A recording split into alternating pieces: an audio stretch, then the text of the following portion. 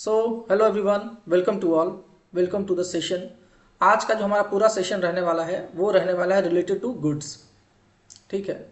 वैसे गुड्स के बारे में हम लोगों ने पहले ही पढ़ रखा है। गुड्स वो आइटम है जिसमें हम लोग डील करते हैं, उसी को हम लोग एक स्पेशल नाम से बोलते हैं, जिसको कहते हैं गुड्स।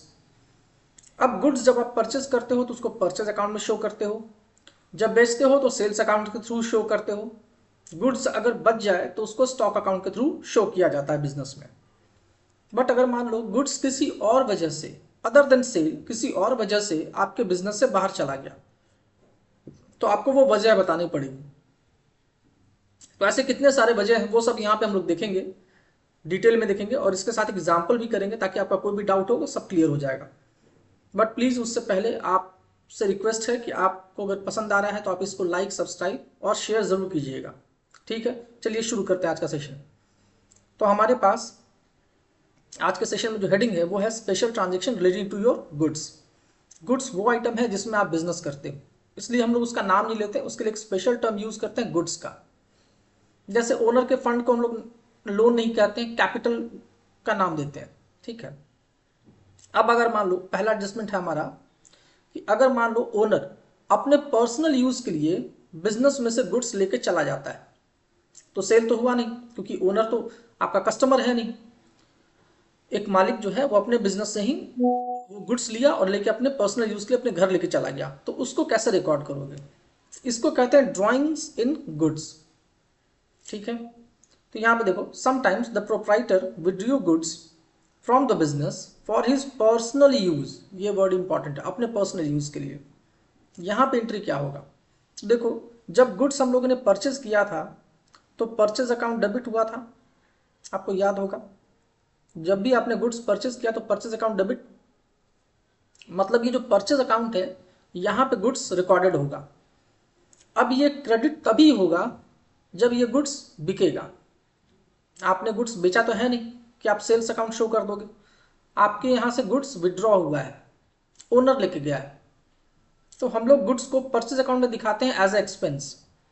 ठीक है। और जब बेचते हैं तो बनता है एज ए इनकम, सेल। और दोनों को बीच का जो डिफरेंस निकालता है वो होता है आपका प्रॉफिट या लॉस। यहाँ पे तो गुड्स विड्रॉ हुआ है, मतलब परचेज अकाउंट में जो गुड्स पड़ा हुआ है उसको आपको डिक्रीज करना पड़ेगा, क्योंकि परचेज अकाउंट से गुड्स निकल चुका है और वो गुड्स गया कहाँ है? ओनर के पास। तो ओनर को डेबिट करना पड़ेगा, उससे पैसे रिकवर करने पड़ेंगे। कस्टमर होता तो कैश या बैंक देता, ओनर है तो उसके अकाउंट से हम एडजस्ट करते हैं। तो देखो एंट्री क्या बनेगा इसका। इसका एंट्री बनता है drawings account debit to purchase account,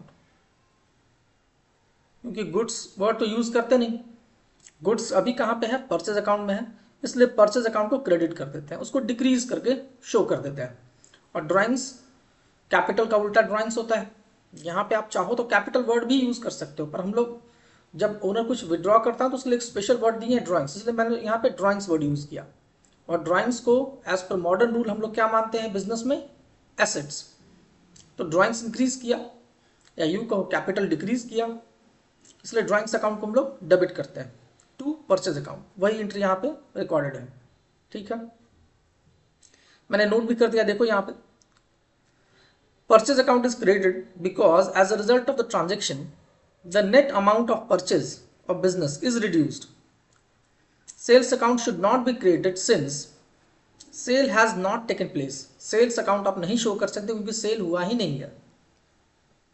also when the goods go out of business at cost, purchase account should be created at and not sales account। हाँ, ये क्या कह रहा है लास्ट लाइन? देखो, अकाउंटिंग रूल के अकॉर्डिंग एक person, एक बिजनेसमैन खुद से प्रॉफिट नहीं कमा सकता, मतलब आप अपने आप को ही प्रॉफिट मार्जिन पे नहीं बेच सकते हो। तो जब ओनर गुड्स निकालता है ना तो उसको कॉस्ट पे रिकॉर्ड करना पड़ता है, ना कि सेल प्राइस पे, मतलब प्रॉफिट हटा के, इग्नोर करके। वही बात यहाँ लास्ट लाइन में लिखा हुआ है कि ओनर अपने अकाउंट को क्रेडिट नहीं कर सकता है सेल्स करके। ठीक है, वो गलत हो जाएगा। और आप रिकॉर्ड करोगे एट कॉस्ट प्राइस, तो जब भी कॉस्ट प्राइस पर रिकॉर्ड करो तो परचेज अकाउंट को ही रिड्यूस करोगे, ना कि सेल्स अकाउंट दिखाओगे, क्योंकि सेल्स में तो प्रॉफिट मार्जिन भी एडेड होता है। दूसरा कंडीशन क्या है वो देखें। कभी कभी गुड्स क्या होता है ना, एज अ चैरिटी हम डोनेट कर देते हैं। जैसे मान लो आपके शॉप के बाहर कोई पूजा वगैरह हो रहा है और वहाँ पे लोग आ गए आपसे चंदा मांगने, मान लेते हैं दुर्गा पूजा हो रहा है, ठीक है, और वो कपड़ों का दुकान है, तो उसने कहा एक काम करो, मेरे से पैसे ना लेकर, उसने कहा चंदे वाले ने कि आप पैसे ना देकर एक दो साड़ी दे दो, या मान लो मिठाई का दुकान है तो बोला कि आप पैसे ना देकर कुछ मिठाई दे दो, ठीक है, हमारे प्रसाद में काम आ जाएगा। तो यहाँ पे क्या हुआ कि आपने कैश नहीं दिया चैरिटी में, आपने गुड्स दे दिया। अब जाहिर सी बात है, वो स्वीट शॉप है, मिठाई बेचता है, तो उसके लिए जो मिठाई है वो क्या है, गुड्स हो गया, ठीक है। तो अब उस केस में क्या एंट्री होगा, तो देखिए चैरिटी जो होता है ना, ये बिजनेस के लिए एक्सपेंस माना जाता है, क्योंकि आप सोसाइटी में रह रहे हो, सोसाइटी में बिजनेस कर रहे हो, तो सोसाइटी के रीति रिवाजों को मानना पड़ेगा। इसलिए अगर आप चैरिटी करते हो तो it is treated as a business expense.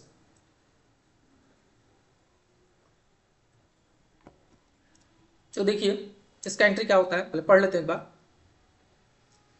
Charity is an expense of the business, as such charity account will be debited, goods are going out of the business at cost price, hence purchases are reduced to that extent, as such purchase account will be credited। अब आप जब charity करोगे तो वहां भी तो profit margin लोगे नहीं, कॉस्ट को ही रिड्यूस करोगे, तो यहां भी आपका परचेज अकाउंट जो है ना वही क्रेडिट होगा। मतलब इन सारे केसेस में हर बार आपका क्रेडिट कौन होगा, परचेज अकाउंट, और डेबिट कौन होगा, तो यहां पे डेबिट होगा charity, because charity is an expense and expense increases then debited. तो एंट्री बना charity account debit to purchase account. Next देखिए पॉइंट। अब कभी कभी क्या होता है, बिजनेस को प्रमोट करने के लिए बिजनेसमैन क्या कहता है ना कि आप एक काम करो, आप प्रोडक्ट लेने से पहले उसका एक सैंपल ले लो और सैंपल ट्राई करो, अगर पसंद आया तो प्रोडक्ट लेके जाना। ऐसे ही एक एग्जांपल मुझे याद आ रहा है, जब एरियल कंपनी, जैसे इंडिया में सबसे बड़ी एफएमसीजी कंपनी जो है वो है यूनिलीवर, अभी भी है, पहले भी थी, और उसको टक्कर देने के लिए विदेश की ही एक कंपनी जिसका नाम है पीएनजी, प्रॉक्टर एंड गैम्बल, उसका वो कंपनी इंडिया में इन करती है आफ्टर इकोनॉमिक रिफॉर्म 90s के बाद।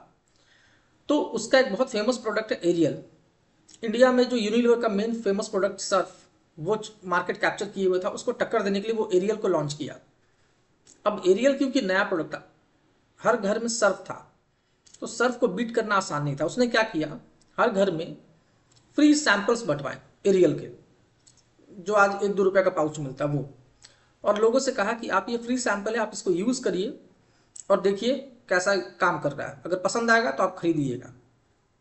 तो इस तरीके से एडवर्टीजमेंट किया उन लोगों ने, क्योंकि उस टाइम में टीवी इंटरनेट बहुत ज़्यादा फेमस नहीं था, टीवी था पर 1-2 चैनल ही हुआ करते थे।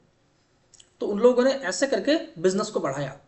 आज भी आपको कई जगह देखने को मिल जाएगा कि प्रोडक्ट से पहले उसका सैंपल देते हैं कि आप सैंपल से ट्राई करके देखो।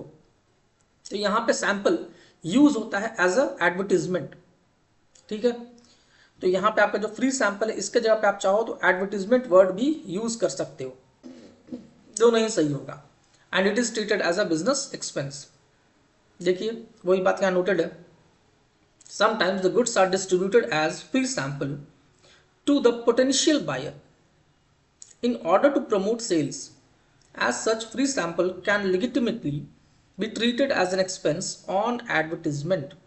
So the entry will be, अब यहाँ भी फ्री सैंपल दे रहे हो तो ऑब्वियसली कॉस्ट पे ही लोगे, तो यहाँ भी एंट्री वही होगा, advertisement expense account debit to purchase account, ठीक है। तो आपने ये तीनों एंट्री देख लिया, समझ लिया। अब आते हैं मेन, हमारा जो लास्ट एंट्री है और बहुत इंपॉर्टेंट है, वो है लॉस ऑफ गुड्स।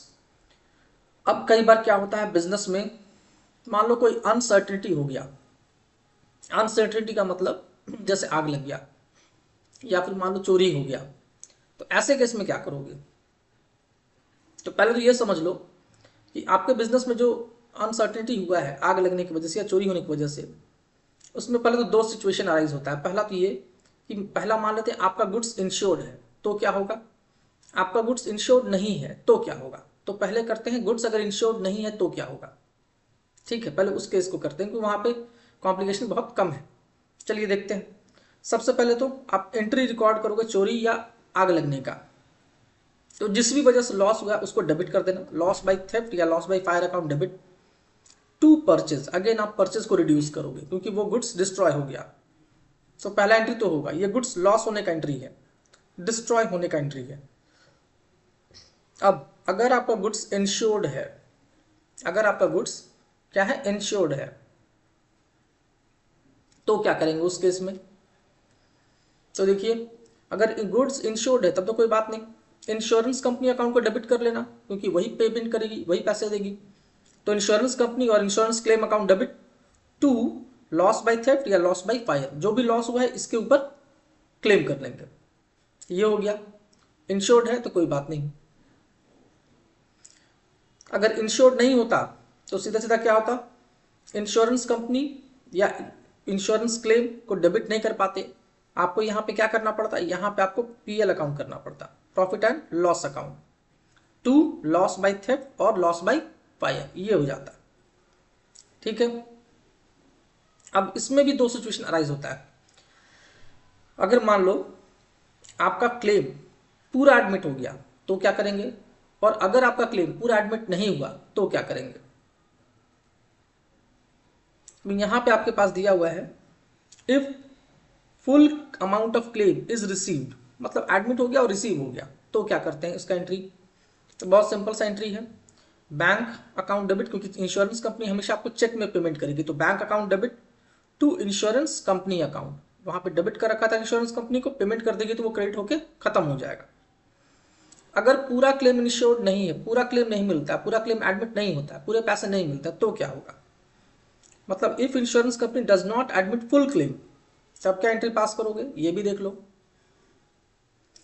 जितना एडमिट करेगा क्लेम उतना आपके बैंक अकाउंट में डेबिट होगा, उतने पैसे आपको मिल जाएंगे। जितना एडमिट नहीं होगा उतना कहां ट्रांसफर करोगे, प्रॉफिट एंड लॉस अकाउंट में, वो आपका लॉस हो गया, टू इंश्योरेंस कंपनी, और इंश्योरेंस कंपनी को आपने डेबिट कर रखा था, क्रेडिट करके खत्म कर दो। तो बस यही सिंपल सा एंट्री है जो आपको याद रखना। ठीक है, आई होप आपको समझ में आ गया होगा। नहीं तो अभी एक एंट्री देख लेते हैं क्वेश्चन के साथ, एग्जाम्पल देख लेते हैं, अपने आप आपको समझ आ जाएगा। चलिए देखिए, ये एग्जाम्पल आपके बुक से लिया हुआ है, बहुत सिंपल सा एग्जाम्पल है। देखो, पहला है, proprietor withdrew for his personal use cash 20,000 and goods worth 10,000। इसका जर्नल एंट्री देख लो, आपको समझ में आ जाएगा।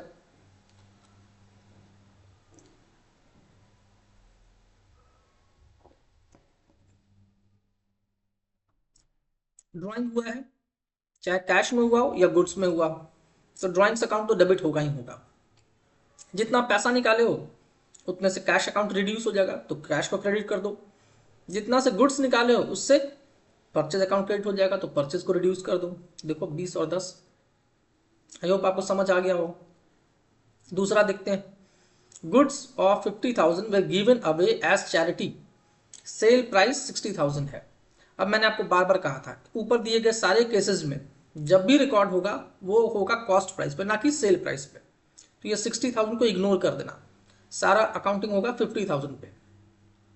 हुआ क्या है, चैरिटी में गया, चैरिटी आपकी एक्सपेंस है, तो charity account debit to purchases account 50,000 50,000।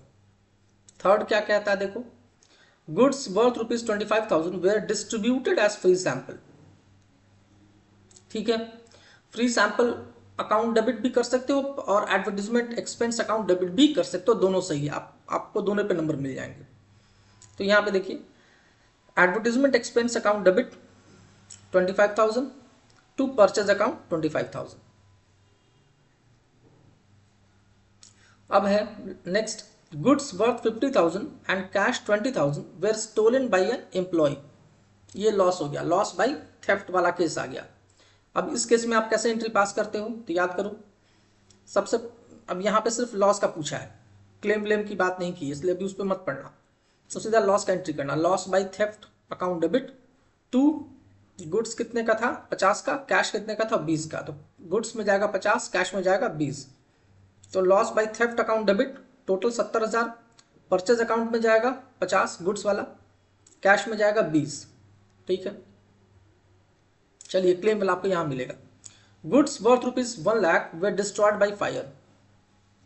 इसका एंट्री होगा goods loss by fire, sorry loss by fire, goods use करने की जरूरत नहीं है, loss by fire account debit to insurance company account. ये पहला एंट्री 1,00,000 1,00,000। तो loss by fire account debit, sorry to purchase account, insurance company तो बाद में क्लेम करेंगे ना, पहले तो परचेज अकाउंट को रिड्यूस करना पड़ता है। तो loss by fire account debit to purchase account 1 lakh 1 lakh. अब नेक्स्ट हमारा पार्ट है, इंश्योरेंस कंपनी एडमिट कर लिया और पे किया 60%। तो पहले तो एडमिट करने का एंट्री कर लो। तो insurance company account debit 1 lakh to loss by fire 1 lakh, मतलब ये लॉस हमने किसको क्लेम कर दिया, इंश्योरेंस कंपनी को। अब इंश्योरेंस कंपनी ने क्लेम एडमिट कर लिया और पेमेंट भी किया, पर 60% ही पेमेंट किया, बाकी नहीं किया। तो ठीक है, जितना पेमेंट किया उतना बैंक में जाएगा और जितना नहीं किया वो जाएगा आपका प्रॉफिट एंड लॉस अकाउंट में। और इंश्योरेंस कंपनी को जो आपने यहाँ डेबिट कर रखा था यहाँ पर उसको क्रेडिट करके खत्म कर दो। ये देखो 60, 40 एंड 1 लाख। चलो ये तो बहुत सिंपल था, अब आपको समझ में आ गया होगा। ठीक है, तो आज का सेशन हम लोग यहीं पर रोकेंगे। यहाँ पर आगे आप पूरा जो जर्नल एंट्री है सिंपल वाला वो कंप्लीट हो जाता है। अब एक लास्ट सेशन में और लूंगा इसका जर्नल का, और वो रहेगा स्पेसिफिकली जीएसटी के ऊपर, जिसमें सबको प्रॉब्लम होती है। ठीक है, तो उसको मैं सेपरेट रखूंगा, इसलिए मैं इस वाले पार्ट को यहीं पे स्टॉप करता हूं। अब आपके सारे एग्जांपल सॉल्व हो जाना चाहिए क्वेश्चन के साथ। Okay, so thank you.